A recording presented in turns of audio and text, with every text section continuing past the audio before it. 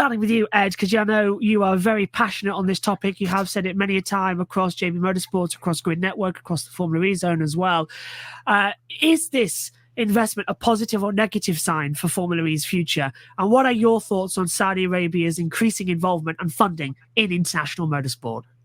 Well, I specifically made a point of not talking about it in the FEZ show, mainly because I think Jack John feels people tune out when I talk about it. But it is important. I think it's important to talk about it. So, as you can guess, my views are not particularly positive. In fact, they lean very much in the negative side, because I think it's unquestionable that they're using it to sports wash human rights abuses, and I think I got to be careful about what I say here. But I think I have to admit, when I saw the announcement on Monday, and I saw Nikki Shields in particular, she posted a story of where she was, she dressed up nice and everything, and she was in front of a load of boards that said the PIF logo on them. And I think it's one thing to accept the money, and it's quite another to sort of celebrate it so brazenly. And I think Joe has a comment in chat about this as well. So don't forget, LIV Golf is merging with the PGA Tour, so it's not stopping. I don't recall if WWE, the wrestling company, of course, still has a deal with them. Yes, yeah, so obviously there's a complicated, but it's I think the reason that's in the script was just to make sure that it's sort of making it clear the broad portfolio that they're collecting up at the moment, and Formula E is very much a part of that. Yeah, but I think my overall feeling on it is I feel quite sad about it, to be honest, because I think it's a sign of the time. I think back to the Saudi Pro League, which is their sort of football thing, which is supposed to be poaching all these big football players from the Premier League and other series like it. And basically, whenever there's not a big name, the stands are basically, they got 100, 200 people tops watching. And I feel this is, and maybe this is in conjunction with the whole TNT story and the reaction to that, but it feels a little bit like that's the way it's going, that Formula E's taking the money, and it's dodgy blood money. Let's not make any bones about this.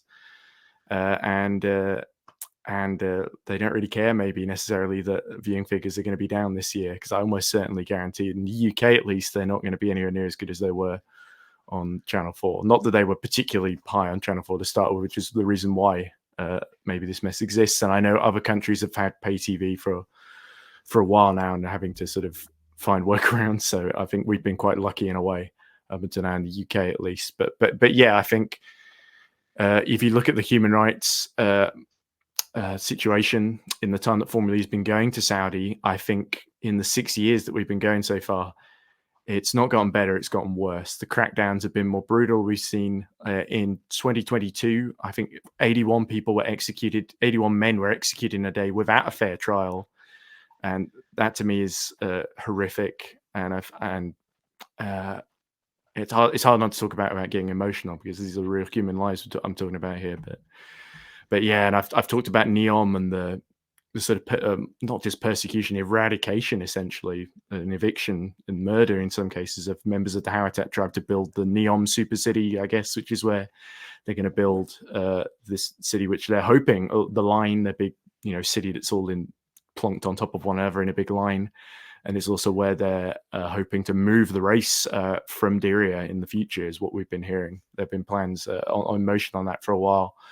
But yeah, I feel Formula, it's interesting because Formula E bigged up this announcement for quite a while beforehand. At least some media figures did in Formula E, and this is going to really define the future of electric motorsport. And then the announcement came, and there's not been a lot of positivity. Most people don't care, and the ones that do are disgusted, and I think rightly so, because the PIF, what it stands for, Public Investment Fund, is it's a thinly veiled sovereign wealth fund, one of the biggest ones in the world, in fact. 77 billion, I think I was reading on Wikipedia or something like that. Was the last estimate of what's in there, and that might actually be underselling it too. And it feels really like the definition of just take the money and run. And I feel it's very sad that Formula's got to that phase, but perhaps it had to do this to survive. And I know Alejandro Gag, who has a stake in all three series as well, is very much behind this. And this is sort of part of a play between him to try and wrestle back control from Liberty Global as well. So there's that side of it as well. But I, I feel like it's an indication that Formula E maybe there's been a bit of mission creep, and it's strayed a bit from the values it started with. And I think that's very sad. And there's been a lot of times I've honestly thought, pretty much since the 10-year exclusivity deal to Race in Saudi started, I've been thinking to myself, is this really the sport for me anymore? And obviously, I don't watch these races in Saudi. I don't hold any grudges against the people that do. I think that's great for you. But for me, especially after 2021, when we had the intercepted missile strike from the Houthis, that luckily, people mistook for the fireworks display. It didn't lead to any consequences, but I think that confirmed all the fears that I've had about watching, that I just don't think I could cope if it suddenly cut away and I was in, oh my God, everyone's dead, which is a genuine fear that I have about this event. So that's my thoughts on it. That, like I said, not particularly positive, but maybe this is what Formula E feels it has to do to survive. And I think it's a sad state of affairs, whichever way I look at it, really.